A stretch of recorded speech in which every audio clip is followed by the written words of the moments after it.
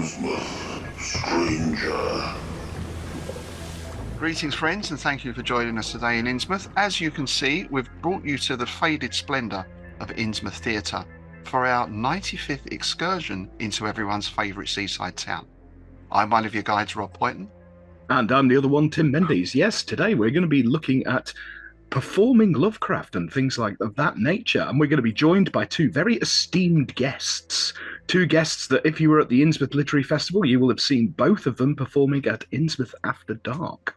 Yes. And I was just thinking the theatre here, the magnificent theatre, we were in here fairly recently, weren't we? We were chatting to those good folks from Key of Dreams, the wonderful Lovecraftian immersion experience. Indeed, and there's a connection with that we'll get into in a bit, won't we? I'm sure. Yes, and I do remember last time we had to leave the theatre quite quickly because someone mentioned The King in Yellow. Oh, yes. Yeah. And of course, someone spoke it out loud and, well, let's just say we got out of there quickly.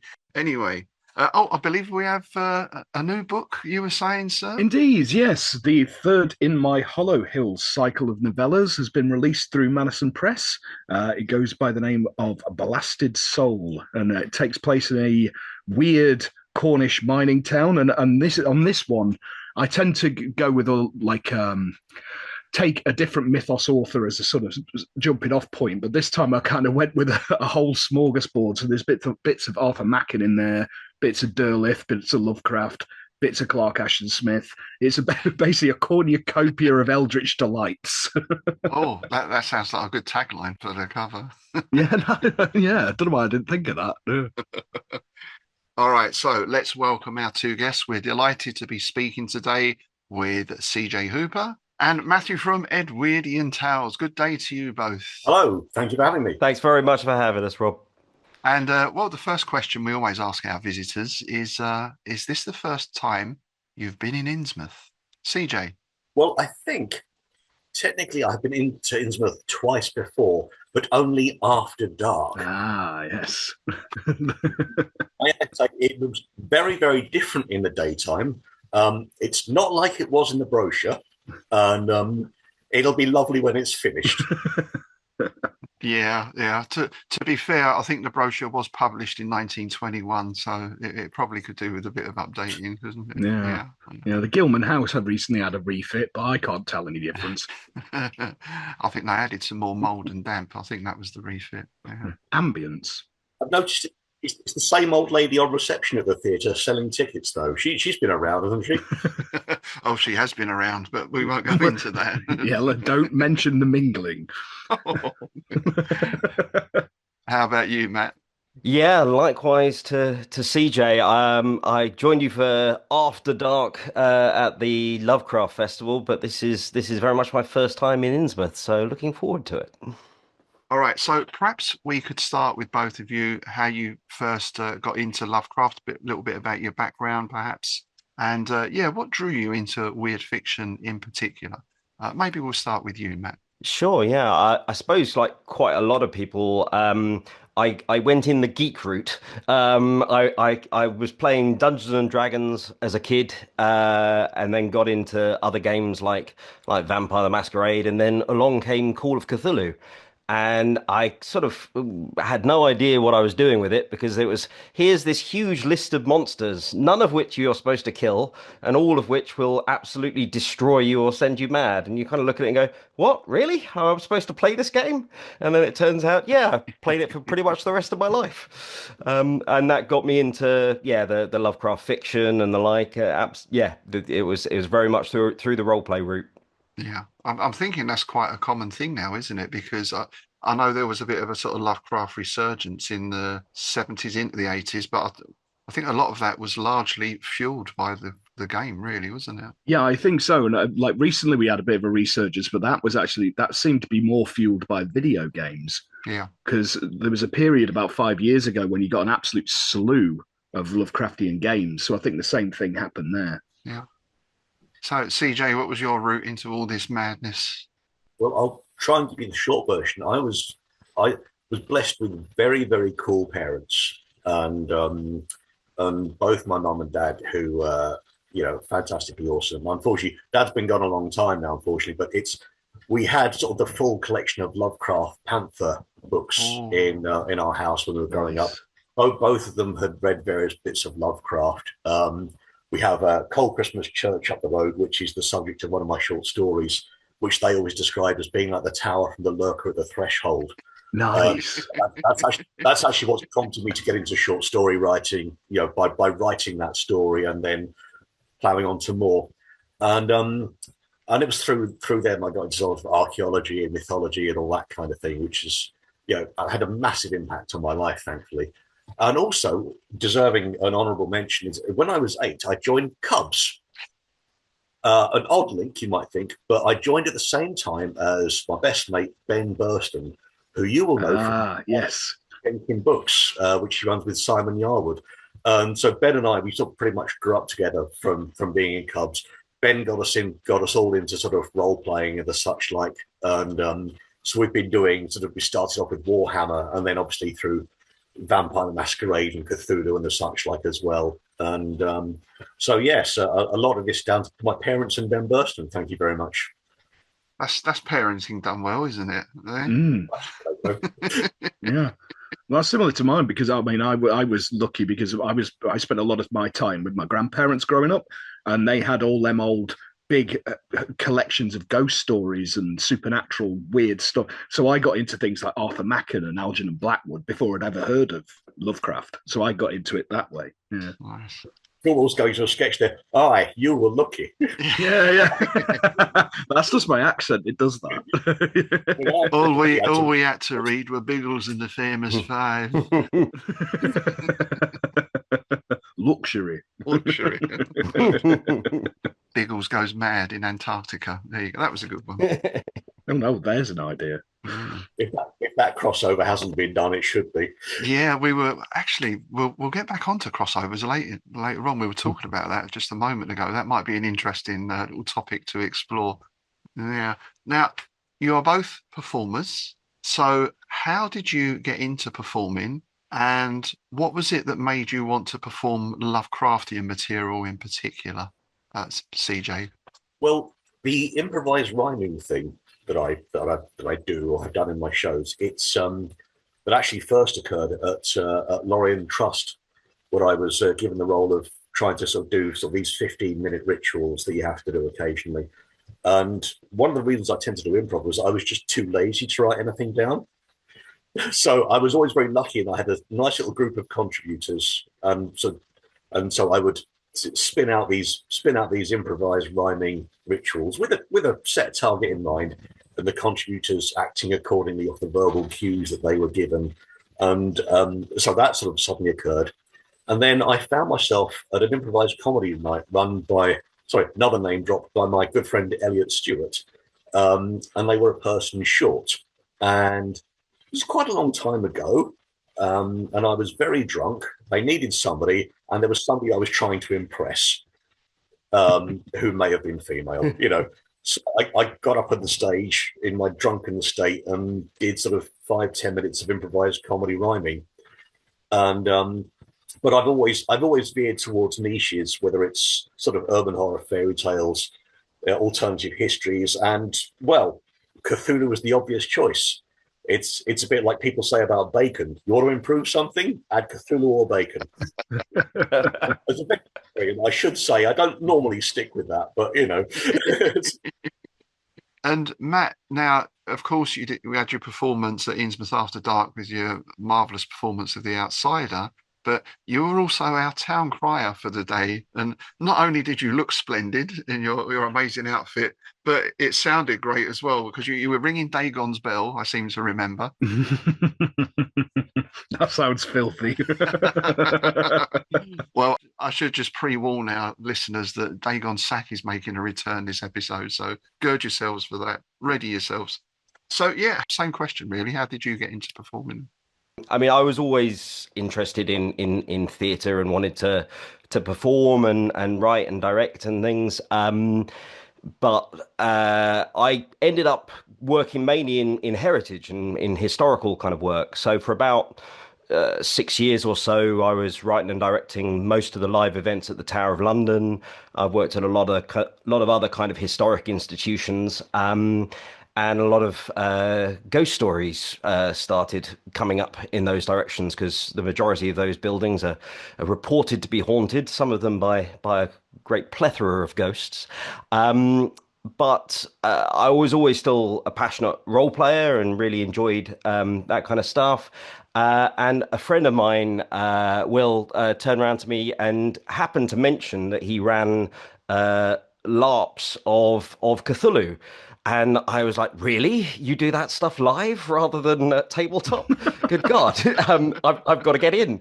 So I ended up doing some games with a really wonderful group of people. And we were on one particular game where we were out in the middle of nowhere in Cornwall. And we just sent a group of players from the back of a transit van into a barn filled with smoke and blue light in full diving suits and diving helmets, which we filled with deep ones in this barn, who were like chewing on their air pipes and things like that. And they're trying to shoo them away with a harpoon, as you do. And I'm sitting there thinking, this would be quite fun. This would make a good story. And I ended up... I wrote a four-hander play called Drowning Rock, which was set on a lighthouse off of the Isles of Scilly, and it kind of combined a lot of myths of Lyonesse and shipwrecks and wreckers and stuff with kind of the images from Shadow over Innsmouth. And so, as well as sort of doing a lot of ghost stories and things at work, I was then doing some sort of Lovecraft things, and then COVID hit, and the whole events world kind of collapsed, and I wanted to carry on telling ghost stories and doing weird fiction. So I launched my site, Edwyrdian Tales, and basically started doing Zoom performances of different bits of weird fiction. Yeah, I mean, I think COVID obviously hit everything across the board, but Zoom in that sense did become a bit of a lifesaver. And of course, I mean, the good thing now is, especially with this, you can speak to people around the world, right? You can reach a global audience with Zoom. I mean, is it something you use, CJ, for performing, or do you keep it sort of in the flesh, so to speak? I tended to avoid Zoom for performances, largely because, like Samson with his hair, I kind of sort of need the audience there in front of me, as it were. It's kind of to feedback off sort of the energy for that sort of live energy. Yeah. I sort of did try a couple, just found it ever so slightly awkward. And so it wasn't for me, but it was a good time to sort of prepare a lot of material and to work out what I wanted to do when it was all over, you know. So it's largely been since then that I've sort of got to doing a lot more. I think that was the kick up the posterior to sort of to get out there and do more, as it were. So yeah, because I wanted to ask you about that, about the Zoom thing, because I had the same thing. I started doing live readings. I did like about 30 of them during lockdowns, because I just had my first novella published like days before lockdown came in. So everything I had planned for promotion got shelved. And I tried doing things where I would do like interactive questions and Q&As and things like that with the audience.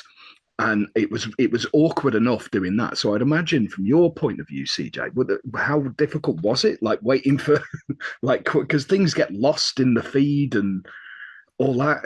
So from the improv kind of thing, I imagine that was really tricky. Yeah, as I've said before, I'm a complete and utter technophobe. So Zoom glitching and all sorts of issues like that really sort of did become a problem. So I think it was largely then is when I started doing the practice runs that I do on Facebook, which was, I switched over to there, which was sort of put the request out, you know, somebody give me an elder god with a first world problem, you know, and then, you know, the first person who replies, and I would just tap the poem straight into Facebook. So that's where the sort of the books of poetry have come from, where I've just collected those together. It's odd trying to sell books of improvised poetry because that seems somewhat something of an oxymoron, but so yeah, it was an odd one. I for most of lockdown, I just stuck to doing sort of quizzes for the family and for the niece and nephews, and a lot of comedians did well with the online stuff, but you have that really awkward thing sometimes where you could do a joke and doesn't land because for various technical reasons, the timing might be out or the timing might be off. Yeah. Or you think there's not a response. But sometimes, more often than not, your audience will be on mute. So, unless you've got a very good sort of camera setup, it's very difficult to gauge the response or how it's going. So then you get that awkward pause where you think something is going to And then people start talking over each other, right? Yeah. Because someone goes and then someone Terrible, else. yeah. Yeah. I mean, I found it, I had to continue my martial art and Tai Chi classes and all that sort of thing, which we did over Zoom, which again was a challenge. But even now, I do a couple of classes over Zoom. And especially if you're doing a quiet, meditative type class, and someone in the group, their doorbell will ring, or, the phone goes, or it's very difficult to get that. I suppose it's a similar thing, that live atmosphere and feedback through Zoom. Yeah. You sometimes get that sort of really, really sort of awkward moment. I should actually mention that 3 of the 4 of us here are all martial artists. So when Matthew and I got talking at the first After Dark, I noticed his Facebook profile was the crane pose from Gankaku. Well, 4 of us actually, because Tim's a former wrestler. Oh, excellent. Yes, Indeed. Yeah. Yes, indeed. Yeah, amateur wrestler. Yeah. Chain wrestling. Yeah. In order for getting out of Innsmouth tonight, we should be okay, is what we're saying. Well, perhaps at the ILF next year, we'll have to organise the Innsmouth Throwdown, and we'll have to dress we'll have Deep Ones versus Nyarlathotep or something. Well, costumes. I look forward to it immensely. Those big foam suits. Just wanted to come back on something CJ was saying there about the differences with performing over Zoom as opposed to when you're live, because I've just been coming back to doing more kind of stuff live. I mean, not just. I mean, there was an adjustment period through coming back after COVID. But I've got my current Ghost Stories for Christmas tour that we're doing around the place at the moment, and it's been a real chance for me to do kind of my material actually with an audience that reacts in front of you. And you do have those different subtle shifts and changes, and particularly with anything that hits kind of comic notes and stuff, you're suddenly going, oh yeah, I've got to pause for this laugh or not. And you also have qualities of silence, with ghost storytelling, that feeling that quality of silence is a really different animal to doing tellings online. And one of the things I suppose I kind of push into and rely when I'm doing the online sets that I've got reasonably used to now is almost treating it more like working in film, where you're just kind of like, well, I'm just delivering this thing, imagining my audience, imagining the person in front of me who I'm going to tell this thing to, and trusting that the camera and the microphone is doing its job and is picking up all of the different sort of subtle shifts and all the rest of it. But yeah, you can't really tell necessarily how, like, until it's all in the can, exactly how it kind of came across. And then you might get sort of, applause symbols come up on Zoom or whatever, and you gotta go, I think that maybe went all right. I have to say, Matt, if I made it, with your performance of The Outsider at Innsmouth After Dark, I mean, your audience control was fantastic. Your power of the pause was absolutely perfect. It was a masterclass in audience control. It was fantastic to see. Really good. Nice. Yeah, I'll second that. Because I was standing up the back by the door to make sure none of the people there for the Led Zeppelin tribute band came wandering in by accident, and which I did get some really funny looks. And people put their heads around the door and went, "What the fuck?" I suppose, to be fair, when he's climbing out through the tower, that is a kind of stairway to heaven, isn't it? Oh, yeah, I like it. I like it. Yeah. So I was up there, and I could. The audience was basically in front of me on the lower dance floor bit, and I could see the stillness. And when they're perfectly still, nobody's fidgeting or mucking about with their phones or anything. You've got them right. Yeah. And presumably, Matt, when you're in that situation, you take steps to create the atmosphere, I guess, with lighting and all that sort of thing, which, again, over Zoom, you have no control over how people are experiencing it. Yeah, I mean, that's really true. I suppose a lot of how I perform is quite often in heritage venues where you've again got a lot less control, like over the stage and over the picture of things. So you're having to engage people much more like a storyteller, like being around the campfire, and you are all you've got. So, and when you're in a site that isn't just for you as well, you get a lot of those challenges of how you bring in different elements and things. But you can even have that when, I mean, for example, I was just recently doing the show up at the Arthur Conan Doyle Centre for Spiritualism and Mediumship up in Edinburgh, Oh, wow. which, Nice. I mean, Wow. what an amazing venue to play. You know, it was absolutely perfect. Beautiful building and lovely people there. But I had like the audience in front of me. There was a moment in the midst of a story when you're trying to really build up that sort of like pin drop atmosphere where someone shuffled their chair and the chair nearly fell over and it made this sort of loud clattering noise, and I'm just sort of in the midst of it, sort of looking out into the audience and just going, and then he heard a noise, and the audience will just sort of crack up and laugh at it, and you kind of go like, well, if you don't acknowledge it or don't Yeah. play off of it, then yeah, it just breaks everything. Yeah, I had a similar moment at a convention. I was moderating a panel on comedy, and we were talking about timing. And just as I'd said that, one of the waiters in the room next door dropped a load of plates. And for a second, there was like stunned silence as people were like, "Shit, what the hell happened?" And then you just heard this, "Oh bollocks!" the place erupted, and, and that's what I'm talking about timing. Matt, you managed to achieve something fantastic, which you dispelled my mistaken belief about storytellers, because I had incorrectly, and for which I apologize, in the past referred to storytellers as people who couldn't sing or tell jokes.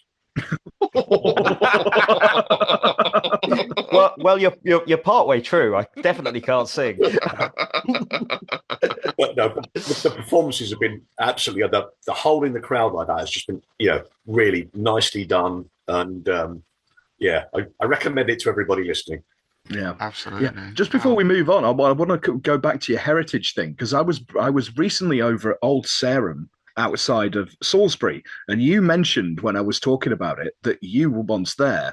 Now, on the day I was there, it was the day before Halloween, so they had like a tent set up inside the walls, and there was somebody in there telling ghost stories to little kids. Is that what you were doing there? They were a couple of my friends working for a similar company to one that I've worked for down there. One wonderful theatre group called Time Will Tell Theatre, and yeah.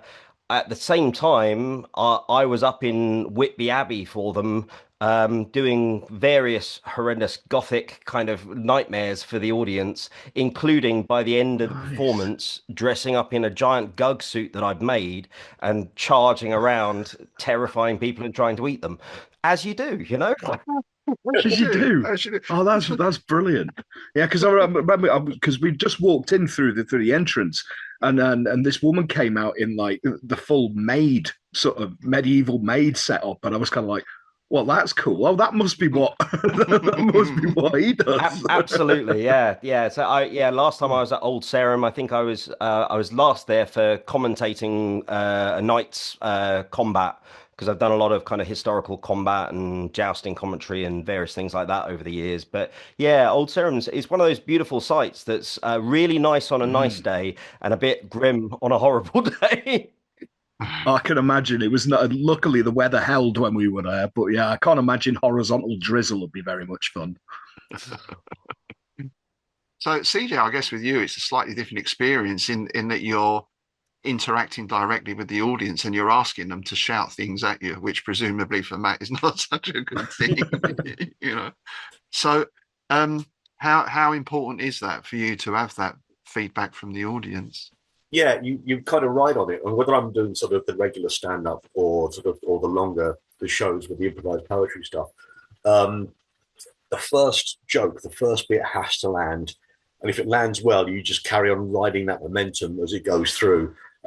Gauging the sort of the level of energy of the audience is always a really, really sort of tricky and important thing to do.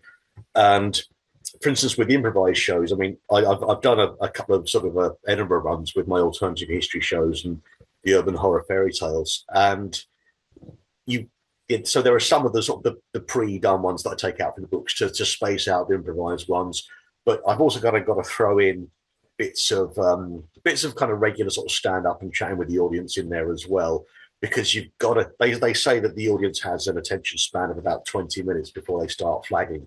So you have to sort of try and be aware of the audience energies and stuff, and you feed off it. You kind of go off it really well. There's got to be a Lovecraftian story in there somewhere about the person on stage feeding off the energy of the audience, leaving them all as lifeless husks by the end of it. You know, I think that's something wicked this way comes, isn't it? There's a story by Gary Myers actually about a goth band that does just that, and I can't remember the name of it. I can't remember the name of it off the top of my head, but it's a cracking story. That's the one thing about gothic gigs: all the damn vampires.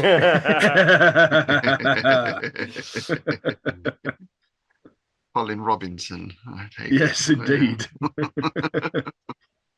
Yeah, but that thing about bouncing off the audience is really good. But the other thing that the problem I have is obviously being quite deaf. Even with the 2 hearing aids, I do miss out on some of the things. For instance, like the great suggestion that Tim and Zoe had for Batman's special ingredient from his utility belts. Yeah, failing to hear Zoe, that's quite a thing, isn't it? We love you, Zoe. I think one thing that it is that I've often confused people with saying this, is that I can't hear in the dark because there's a surprising amount of lip reading that goes on as well. Yeah. So getting everybody to the front is absolutely key. Nobody ever wants to be on the front row of a comedy gig, but thankfully I'm not one of those people who ever picks on the audience. My comedy rule, if there's going to be any victim, it's going to be me and nobody else. Yeah. So I kind of have to assure my audience of that. But so I kind of need to be able to see to a certain extent as well. And so, yeah, audience is really, really important. And it's a bit of a sort of, well, unanswerable question in a way, is to say, how do you improvise? Because in music or in anything, I guess you have some ideas or a store of riffs or whatever it is, and then you can bring those in as you need to. Is it similar sort of thing? But for the poetry, I mean, there is a sort of technique to it that's evolved rather than being sort of constructed, and it's to always think of your second line first. Because you'll have noticed at some points in the live show, I'll come out with a line and there's that dramatic pause, which is actually just me thinking, shit, why did I use Caligula for the first line? And, you know, and I think there's the one that, I think, Tim, you got the video for me, which was the Nyla Affatep poem, or Nyla yes. Going viral, which is online. Please do look it up, children. Where there's a few sort of tricky rhymes you can sort of crowbar in there. But the trick is always think of the second line first. And then the moment something comes in, part of the brain is thinking, well, what punchline am I aiming for? What's the destination? And then you will notice there are certain, sometimes suspicious rhymes, which are the journey to get there. You know, yes. It could be which is why sometimes they're really short, because it's a case of, okay, something will pop into the head. There's the punchline. And I've managed to construct a fairly short journey to get there. If it's a long poem, that's not because I'm being clever. That's because I'm struggling. Taking the scenic route around to the... Absolutely. Yeah. Matt, I wanted to ask, particularly with Lovecraft stories, or well, certainly with Clark Ashton Smith stories, how do you prepare in terms of the language and pronunciations? I mean, there's always these debates about how you're supposed to say or whatever it is. I guess the answer is that none of us can say it right anyway, so it doesn't really matter. But are there any particular challenges in that? Yeah, definitely.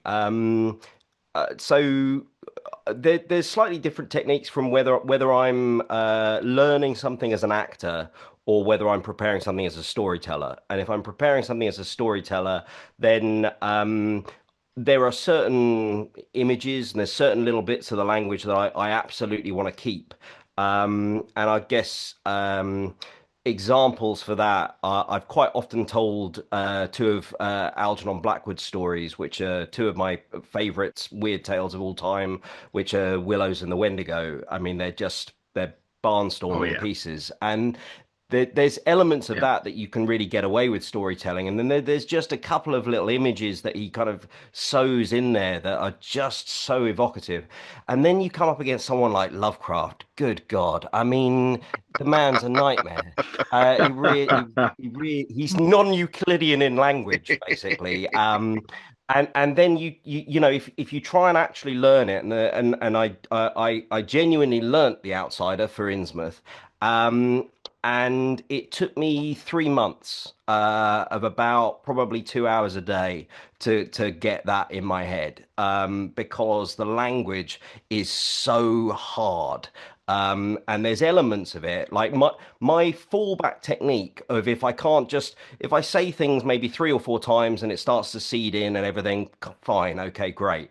But when I get really hard graft, then I basically have to sort of like memory palace it and conjure images that go with. And with Lovecraft, it was almost with every word, because there are loads of words that are so similar and they're all next to each other. So, for example, in The Outsider, there was a moment of uh, unclean, uncanny, unwelcome, abnormal, and detestable. And to just, I literally had a dinner party table in my head with like a monk ringing a bell as unclean. Danny Robbins as uncanny, and then a doormat of unwelcome. I had the scene from the Young Frankenstein for Abby Normal, and detestable. I had a whole weird construction with an unclean stables, and so I've had to kind of go through and route like language game images to some of the words to actually get it to stay put in the head. Now, I can't imagine you'd ever have to, but how quickly can you say that phrase? It's true, I've never had to. But yeah. I mean, it definitely has its own challenges, Lovecraft, because his language is really, really dense and impenetrable. Some of them are a bit easier to, like, for example, I did an Edwyrdian performance a little while back, that we were doing the In Prison with the Pharaohs. And there's more of that can be a bit relaxed, but then you get to the kind of the final vista of horror, of the kind of the Sphinxian image and that sort of thing. And again, the language is just, it's laid on with a trowel, and you're just having to kind of get your head and then your mouth around it. So I would certainly say, out of all the kind of the weird fiction authors and the like, Lovecraft presents some particular challenges. Last year for Christmas, we did some festive readings, and I chose to do the festival. And I noticed that some of the sentences are almost a page long. Yeah, they never end. They never end. And you've got a whole paragraph that's one sentence. It's like, where am I supposed to breathe? Yes. Through the nostrils in your palms. I did try coming up with the shortest ever Lovecraft pastiche the other day, which was the things that I saw were indescribable, and I learned things that man should ever know. So I'm going to leave it there. Thanks. Please don't ask. That is the odd thing with Lovecraft, isn't it? He does get that rap about, here's something undescribable, and here's a paragraph describing it, but always describing it in terms of something else. Generally, it's part squid, part octopus, part chihuahua, part whatever.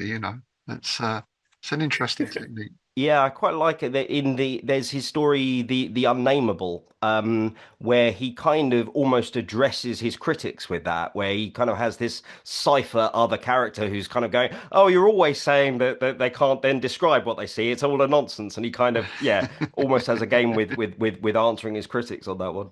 Yeah. There's that Partridgean thing that happens once where he's, if I may reference that great raconteur, Alan Partridge, I do apologise. It's describing, now imagine a brain. Now imagine it's a piece of tofu that's being squished. Now imagine that piece of tofu is a brain. As it's wonderful circular. And obviously, I mean, it's something we say a lot. There's a lot more humour in Lovecraft, and I think Lovecraft and all his associates had Yeah. a well-defined sense of humour. They're all joking amongst themselves. So I guess that's something, CJ, that you bring out in particular. Yeah, I think it's as well as we said, it's easy to sort of pick up on sort of little bits, but there's a wonderful sense of irony in a lot of it as well, because I think he's one of the great masters of the unreliable narrator as well. Because you Yes. have to remember that your narrator, almost within the first paragraph, after they've told you it's unnameable, after they've told you it's unspeakable, they will then reliably inform you that they are also now mad. Yeah, Yes.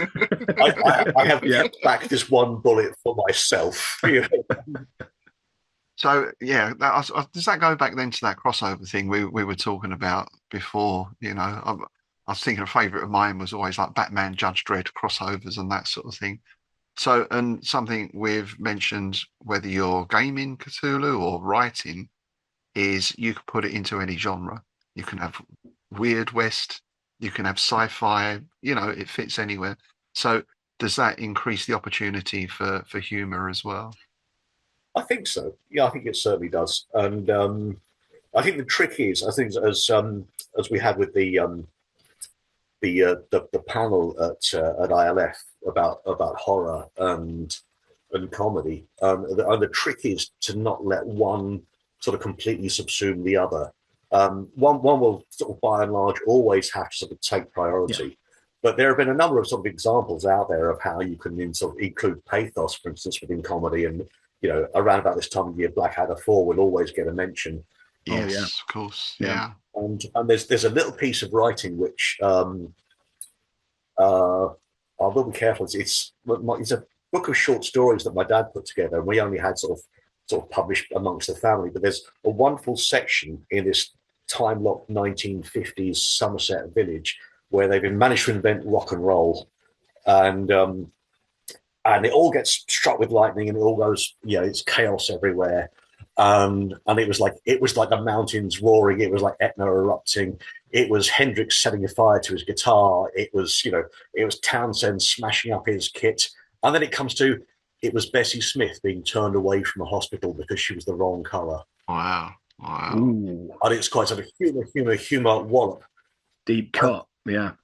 And so with humor and horror as well. I mean, I've just finished a short story, which has been my first sort of attempt at deliberately trying to sort of meld the two in a non-improvised kind of way, which was it's a chap living in his log cabin on the Ashridge estate, and it's thankfully I got on particularly well with my neighbours. In this case, it was the ghost of the Bronze Age chieftain from the Barrow Mound next door. Brilliant. And a wonderful bit. Well, I say wonderful bit. I wrote it. So, and a bit that I think is nice,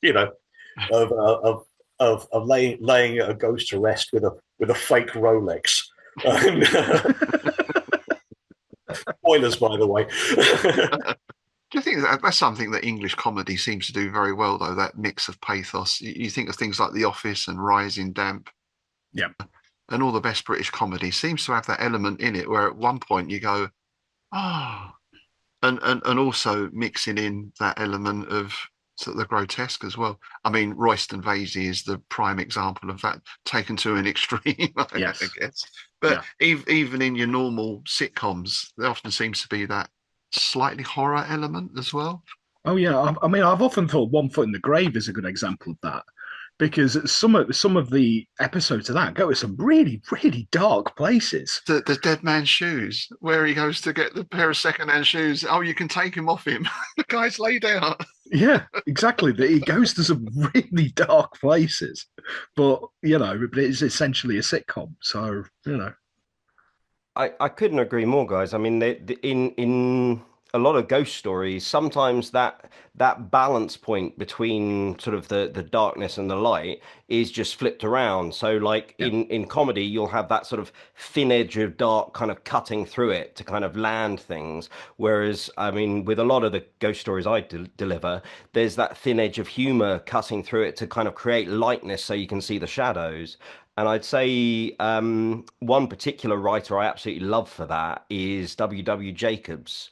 And one of his stories is what I kick off my current Ghost Stories for Christmas set with, because it's got a lot of humor in it. So it's a very good way to warm up an audience and kind of like settle them in before you start hitting them with some kind of quite dark themes. But he wrote stories like The Monkey's Paw that got adapted into lots of different film versions and things like that. But he was principally a comic writer who then dabbled with ghost stories, a bit like you see some, stand-up comics then turn to, doing some serious acting, and they show that they got real skill either way round, kind of thing. Yeah. There was Lee Evans played a really good serial killer, didn't he? Was it Creeper or something? But yeah, he was really good at that.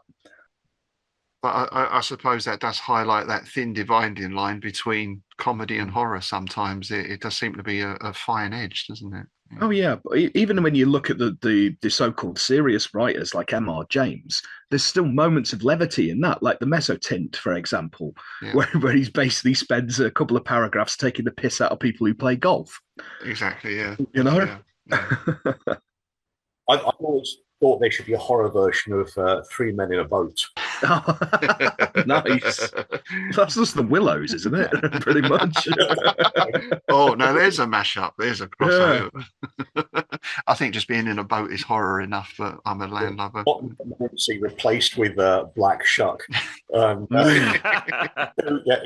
other mentions, my good friends Maisie and Helena, they have a dog called Black Shuck, who is a rather delightful, playful poodle. Poodle called Black Shuck. I love it. Shout out to Black Shuck there. They will be listening at some point. I absolutely love that. That's brilliant.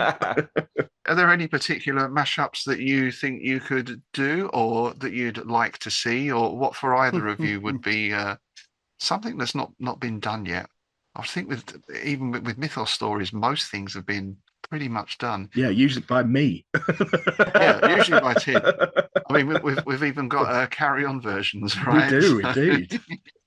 I've played in 2 Cthulhu LARPs, which was sort of similar themes. So, Disturbing Events, Nora Black, wife of the adventure, previously mentioned Elliot Stewart, ran Carry On Cthulhu, which was a fantastic little game. And I quite luckily got to play the man who was known as the Voice. The Voice. So I got to record. He was a Vincent Price kind of voice actor, but I actually got to record a mock Barclaycard commercial.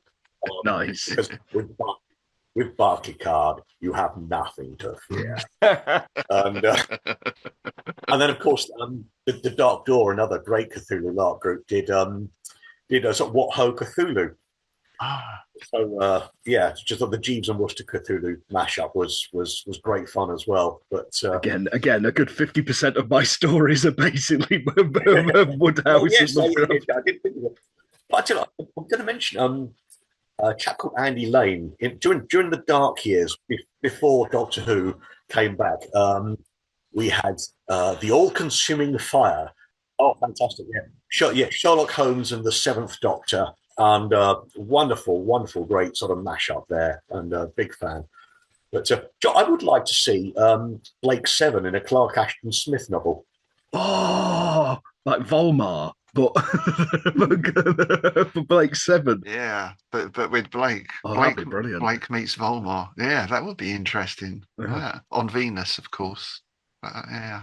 You mentioned about LARPs doing crossovers and the like. I mean, the usual group I play with is called Wraith, and we ended up doing a game on one instance where the players, our system's set in the 1940s, which is a fairly done and traditional crossover with Cthulhu. But this game got affectionately nicknamed Call of Cthulhu, because we basically had this backstory going back into sort of the Boer War and the Zulu Wars, and we had a kind of a device projecting screen thing with a bunch of the big kind of Victorian tents and things like that, and our players sort of closed their eyes, and because of laying on hands of lots of reenactment kit and stuff from various friends of mine, we basically made them appear in amongst sort of about half a dozen proper Zulu tents with like all these guys in kind of like red coats and pith helmets and Wow. fire cooking in front of them and all this sort of stuff. So they just suddenly appeared in complete Victoriana world and sort of had to deal with kind of the end scene of Zulu, but kind of against the hellish minions of Lovecraft instead.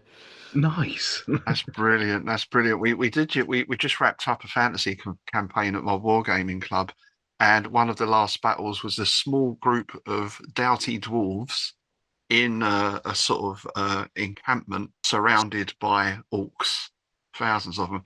Which, of course, we said the Battle of Orcs Drift, right?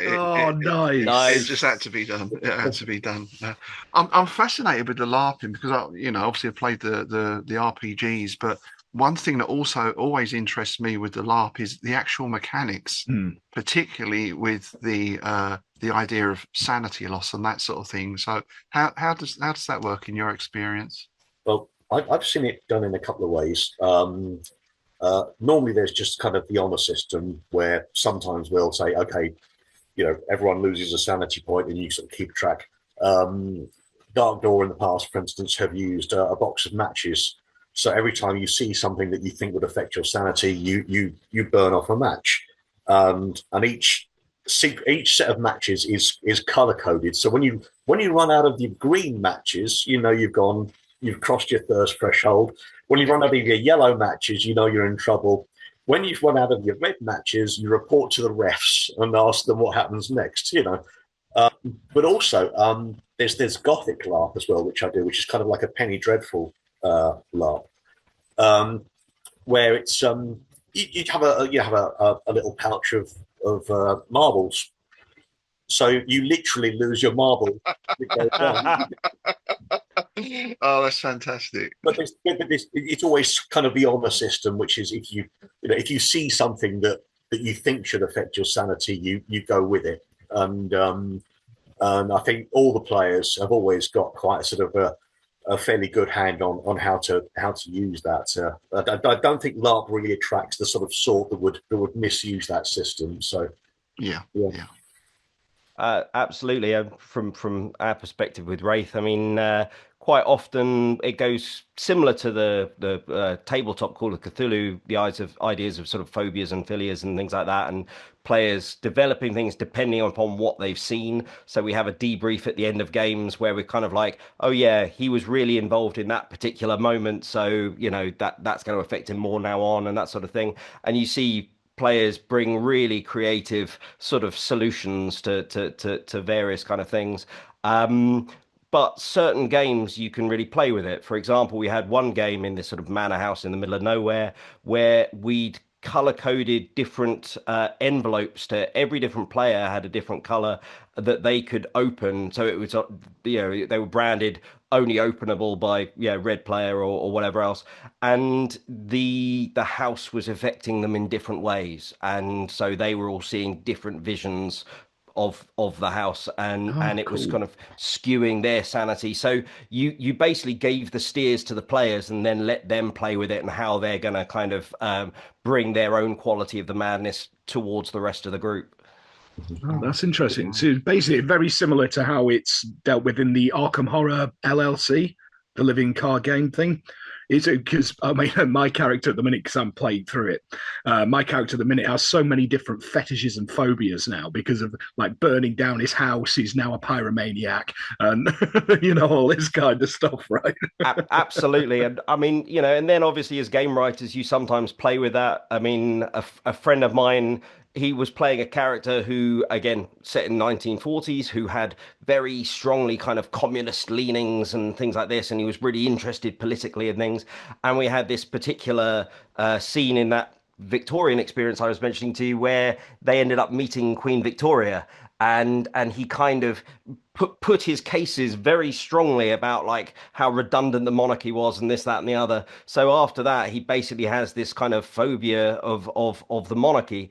And in another game, during a dream sequence, we ended up having a full dinner banqueting scene around King Henry VIII.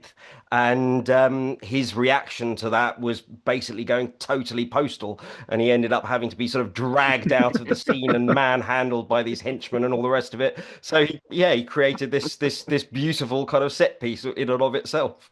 Nice. Because a lot of the Cthulhu LARPs I've done have been one shots, and there's something wonderful with a one shot because, like a lot of the best stories in weird fiction, the odds of actually surviving to the end, least of all surviving insane, are fairly minimal. Yeah. So a lot of the time, when you get to that sort of you're close to about an hour of timeout, there's just you will always strive to get through it. You will always strive to survive, but if you get a really good death out of it, that's almost as good. So does it become, I mean, how, just say reliant is not the word, but how important, perhaps you mentioned there, Matt, about the uniforms and the setting and everything else, and the manor house. And of course, we must mention Key of Dreams at some point as well, which I know is not LARPing as such, it's a slightly different thing.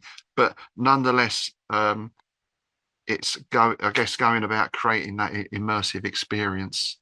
Yeah, absolutely. I mean, I think you can lean on people's imaginations hard, but sometimes it's really beautiful to have a real sort of situation to play against.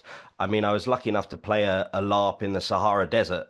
And we are playing a kind of a team of Egyptologists literally walking across the Sahara and looking across the sand dunes and the like, and you can't really, buy that sort of effect.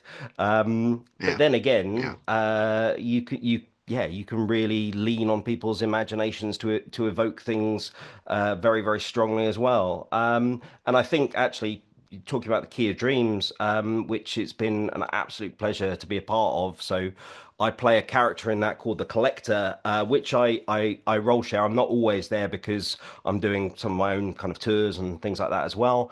But I was partly involved in some of the writing of it, and we have a beautiful setting for that. The location is stunning. It's the Triowin Manor is gorgeous, and you allow people to sort of sink and immerse into that.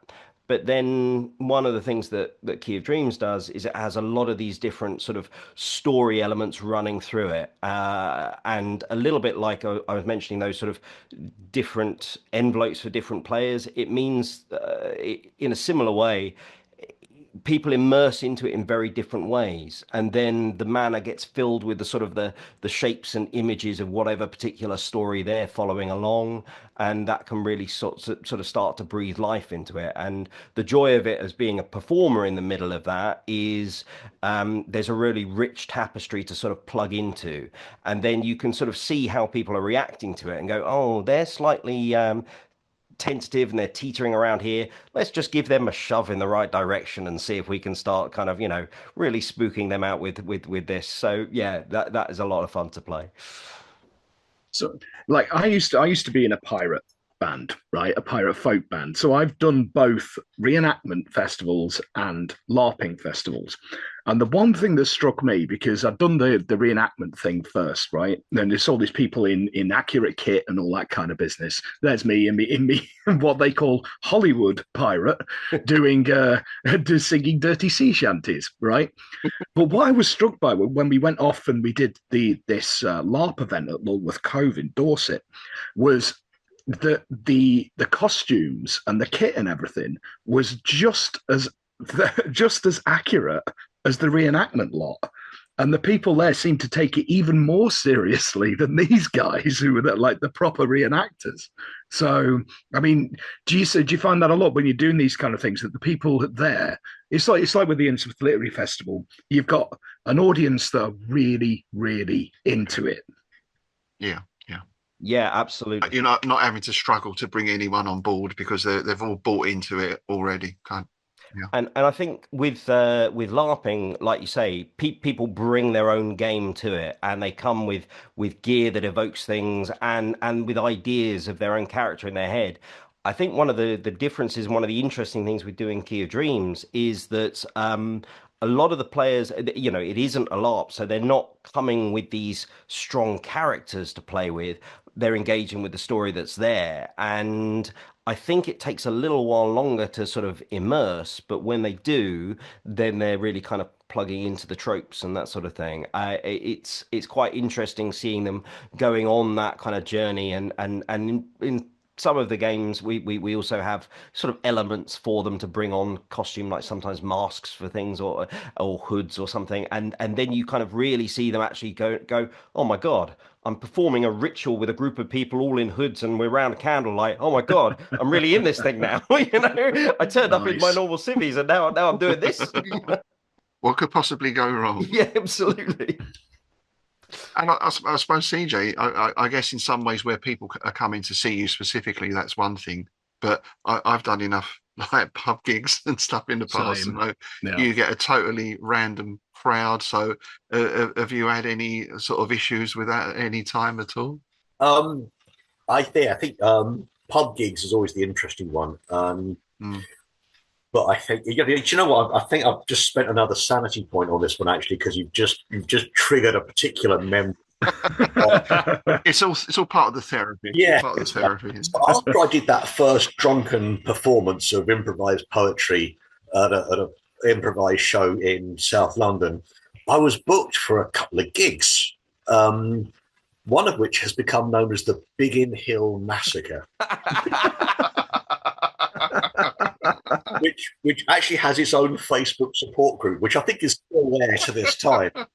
I think it was my second ever gig, and I was booked to do 10 minutes in front of 150 people in a working men's club in Biggin Hill. Ooh. And I volunteered to go on first because I was keen to get it over and done with. And I was using the guitar to do some musical comedy, so I prepared about 7 minutes of musical comedy, 3 minutes of regular stuff. Got there to discover there was no microphone stand, so I couldn't use the guitar-based stuff. So there I was as a completely sort of cabbage green comedian on his second ever gig with 150 people who had no problems in telling you that you were shit.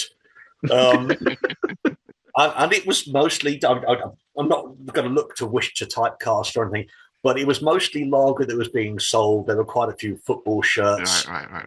Yeah. It might have all been a little bit gammony. When I say you know, and yeah, and you've got to try and sort of pitch to your crowd sometimes. You've got to sort of try and read the audience. And I was not prepared or ready for that. I still apologise to the guy who booked me for that day because, yeah, I've improved a lot since then. I want to quickly hasten to add this was a long time ago, but yeah, in sort of trying to sort of read the audience. But that said, I've done a couple of LARP festivals where I've done stand up as well. And LARPers are all lovely. This comes with a disclaimer. LARPers are all fantastic, lovely, wonderful people. The problem was when you know a lot of them, and there's always strong personalities, every fucker thinks they're funnier than you. Right. Yeah. Now, I mean, and I've got to say, CJ, you know, watching your set at Innsmouth, the After Dark setting, I mean, because we'd met before on a LARP game, hadn't we? We'd met on one of the Dark Door games, but I hadn't seen you perform before, and I've got to say the experience tells. You know, you just absolutely had the crowd. You knew how to work everybody, and I think similar to you. I mean, I've been doing this sort of performance stuff for a long time. You can't replicate experience, that kind of bomb proofing of having gone through the gauntlet of sort of like, oh god, that went terribly, or oh yeah, that you know, I will always remember that nightmare, or you know, obviously there's the positives one too, but the nightmares tend to ring out louder in the memory, don't they? At 4 o'clock in the morning, when you wake up screaming, yeah. But you know, I'm doing a gig tonight at the Bell in London, and it's actually a comedians competition for growing old disgracefully with G&B comedy. So it's comedians of a certain age, and I always have in mind that the next gig might be the next one that absolutely bombs. You know, the next shit gig could be just around the corner. And in this one, so it's a competition. I'm not expecting to win because I've seen the lineup, and I had a good friend of the ILF, Alexandra Beaumont. Her dad, the legendary Jimbo, is on the bill tonight as well. I didn't know he did stand up. I didn't know that. It's just that sort of like, I'm not going to win tonight. I've just got to go and have fun and enjoy it and go with it, you know. And I say the back of my mind with every gig is this could be the one that dies on its arse. And the fact that there are people that I sort of know and respect and look up to in the world of performing and comedy are going to be there tonight as well.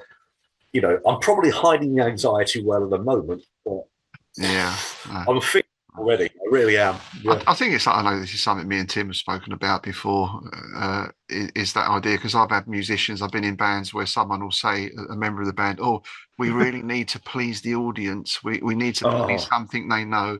And my attitude, and I think Tim is pretty much the same, is no. Yeah.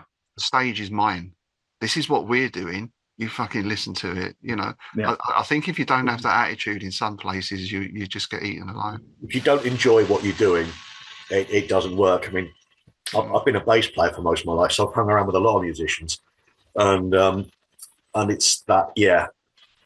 And I think everyone's sick of sort of cover band heaven or cover band hell. Oh, absolutely. We had a music festival here in Ware a few months ago, and it was just 8 bands of, you know, to be honest, people who look like me, pot-bellied, middle-aged bald guys, all playing Louie Louie and things like that. Yeah, Sex on Fire, Johnny Be Good, yeah, right, etc., etc. That's every Friday, Saturday night in Macclesfield. That, like, and seriously, like you go up there, it's like you haven't been away. It's like they've been playing the same set since the 1970s. It's incredibly soul destroying. Well, the thing is, you've got to break the cycle there, because otherwise those people can never go home to rest. You know? Yeah. There you go. You've got some weird glam rock Groundhog Day or something. I think if it's Macclesfield, it'll be the weird glam rock of Brisingamen. But yes, indeed. Very nice. Yes, very nice. Or is it Ragnarok and roll? Rock and roll. I love it. Sorry, yeah, it's an old person's gig, so I'm practicing my dad jokes.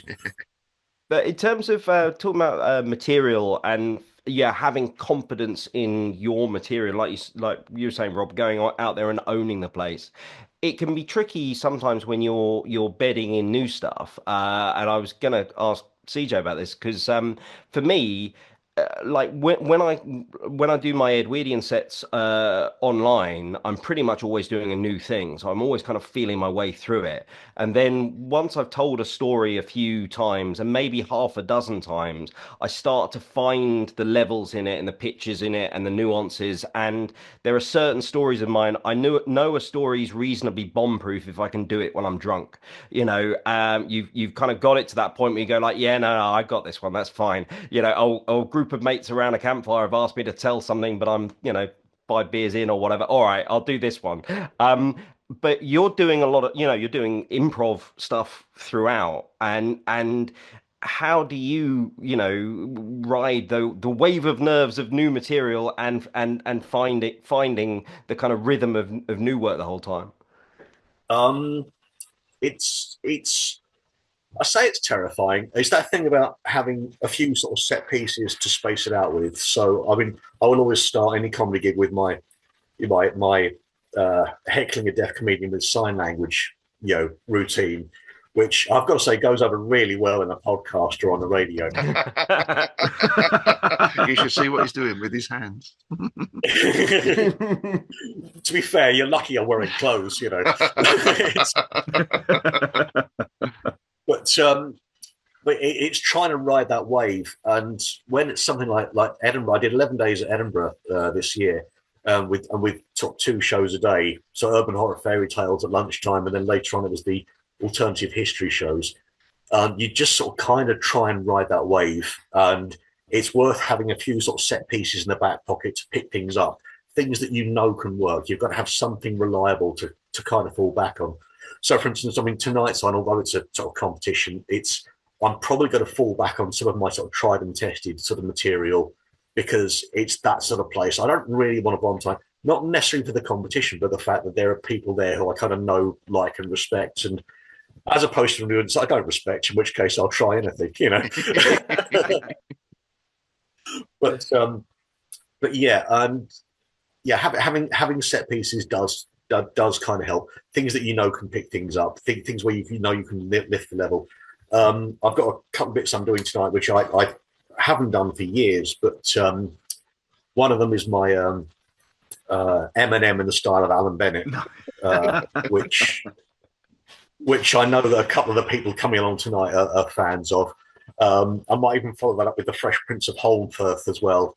Nice. Which is it's about how Alan Bennett invents hip hop, and I can't tell you the name of the piece I'm going to finish up with because it gives the joke away. But okay. yeah, you'll have to come and see me. There you go.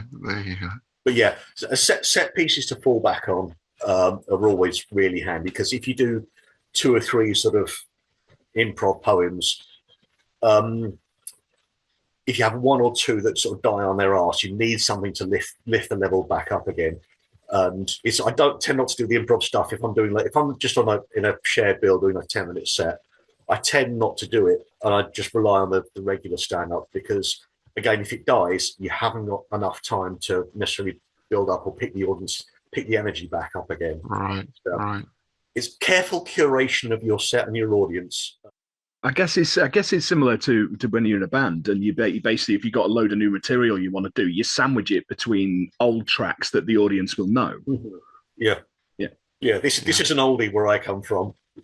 Yeah.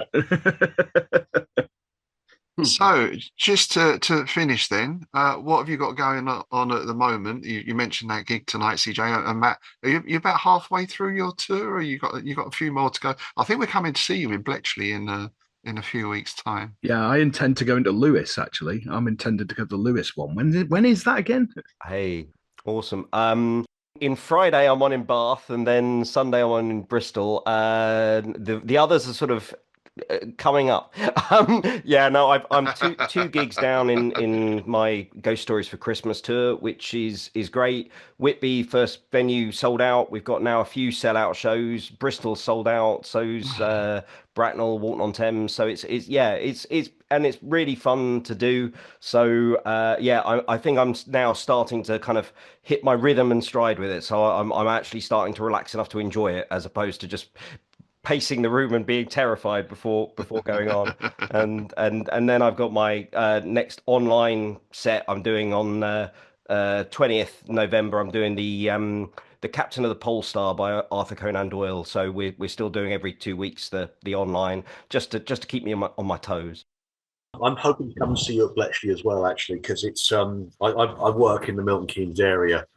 I'm actually up at Bletchley Park on a sort of semi-regular basis, doing my day job there, which I probably won't name for the sake of being sought out. But it's I look after historic buildings in Milton Keynes, and yes, there are lots of them. I've got a PowerPoint presentation for another show which proves that point. All those historic roundabouts as well. Yeah. Dear Charles Stross, we've got more than concrete cows. So what other gigs you got coming up, CJ? Are you busy over Christmas? There's going to be a few over Christmas. I'm actually taking a little artistic break at the moment, just while I'm doing, because I'm actually now working on my short story collection, which is sort of slight deviation from where I've normally been. So there are a few gigs coming up. I'll probably stick them on my Facebook professional page, which is the CJ Hooper Impro Poet Comedian page for anyone who's interested. But yeah, it's actually sort of working on the short story collection. So I'm actually doing planned, written, and thought out stuff. I finally managed to quell that demon that doesn't like sitting down and planning things. And so I think we're 10 stories in at the moment. I'm hoping by spring I'll have enough to choose from. So I've got a good collection there. Excellent. So now, I did mention at the start the return of a particular item. Have you got it covered up there, sir? Yeah, it's throbbing away under the desk here. Do you want me to whip it out, sir? Go on then, whip it out, sir. Whip it out. Yes, it's time for Dagon's sack. Dagon's sack. Would one of you gentlemen like to plunge your hand into the depths of the Dagon sack and pull out a letter for us? I've already lost sanity points. Matthew, you take this one.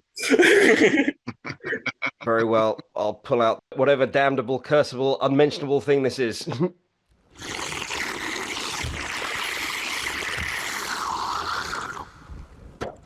Hey. Okay, let me just wipe this clean. It's right. This is a question from James Conrad, who was our reader on Strange Shadows just recently. If you had to cast for a movie for the following roles, who would you pick? And we've got 3 characters here: Randolph Carter, Wilbur Whately, and Nyarlathotep in his human form. Which actors would you cast for those roles?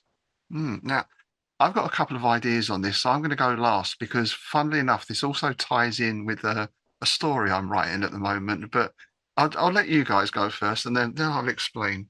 Yeah, mine will probably do exactly the same. In fact, I'll let our guests go first, shall we? I've got a bit of an odd one, if I may, for Wilbur Whately. Not Nick Cage, but Nick Cave. Hey, Oh, that's good. nice. Yeah, I like that. I've met him once very, very briefly at a little cafe I know on the coast of Morocco. I met him in a tat shop in Brighton. He used to live down here. He had a beach hut on Hove Seafront, and I tell you what, it's a very strange experience walking along in the middle of summer and seeing Nick Cave in a pair of yellow speedos. Yeah. He's got a proper kind of brooding sort of, it's I think he'd be really good, and we know that he could do a sort of a good drawl to go with it. So, that's a good choice, I think. Yeah. Absolutely. I mean, I struggle to see anyone other than my good friend Dan Osbalderson as Carter at the moment. Of course. Simply because he's being Carter in the Key of Dreams for us. But if we're going into the realms of Hollywood and that sort of thing, I might go with Gary Oldman. Actually, I think he would have that kind of ability to do the sort of the world weary. I've seen just about everything kind of go beyond me and the like. And the man is a complete chameleon and could dissolve into that role beautifully. It's a nice choice. if I may, I'd like to second Dan Osbaldeston as Carter as well. Another mutual friend of ours. Definitely a good bit of Carter there. If we've got Wilbur Whately, I'd like to add as a slight tangent. If it's going to be Wizard Whately, I'd like to recommend Ernest Borgnine. Oh, yeah, I can see that. Yeah. I can definitely see that. Brian Blessed. Yokes it off. Well, I have to say we had Brian Blessed at the Hampton Court Palace on for one event once, who worked with a number of friends of mine. Nice. And just watching him do his warm-up techniques, I will second your suggestion there, because his warm-up techniques were non-Euclidean with his mouth. They were quite terrifying. It was, that voice comes from somewhere. It's amazing. For Nyarlathotep, I think I would quite like to suggest Gene Simmons of Kiss. Oh, now that's an interesting one. Yeah, yeah. That's nice. Because let's face it, most people might say Tom Hiddleston, but I think he's overcast. Yeah, he's done one trickster god already, right? So yeah. I've got two thoughts here for all three. I've got the hammer route and the carry-on route. So for the hammer route, I'm going to go with Peter Cushing as Randolph Carter. I'm going to go with Boris Karloff as Wilbur Whately. Oh, And of course, it has to be Christopher Lee as Gnarly, right? right. Nice. Yeah. Now, for the carry-ons, I'm going to go with Jim Dale as Randolph Carter, Bernie Breslaw as Wilbur Whately, Of course. and I can't make up my mind whether Gnarly is Kenneth Williams or Frankie Howard. Ah, right. Well, for Nyarlathotep, I've gone Kenneth Williams Nice. because I'm writing a story for Nookie 2, which is Pounder Pulls It Off, the Professor Pounder story. And so my cast in that, it's Nikolai Tostitov is the Tesla Nyarlathotep character, played by Kenneth Williams. The Randolph Carter, I'm going for 70s John Pertwee Ooh, as the with the Doctor outfit. yeah. Yeah, and Wilbur Whateley, I don't know, sort of Steve Buscemi, there's a certain quality about him. Nice. Yeah. But I was wondering, like Andy Serkis, he might be able to do that as well. Yeah. Just thinking, how would John Pertwee deal with some of the names of some of these great old ones and things? You know, my God, it's Aberthoth. You know, jumping Jehoshaphat. Yeah, jumping Jehoshaphat. Yeah, there you go. Would he have the car as well? Bessie. Yeah. I feel that'd have to make an appearance. Yeah. I want to say, if anybody's seen the 70s Doctor Who serial, The Time Monster, there's a tremendous gadget in that it senses disturbances in the time stream, and it basically looks like a cock. And he's wandering. It's incredibly phallic, and he's basically wandering around with the Brigadier going, "Oh, it's vibrating, Brigadier." Doctor, if I were you, mate. My word, we had to end there, didn't we? Really? Of course.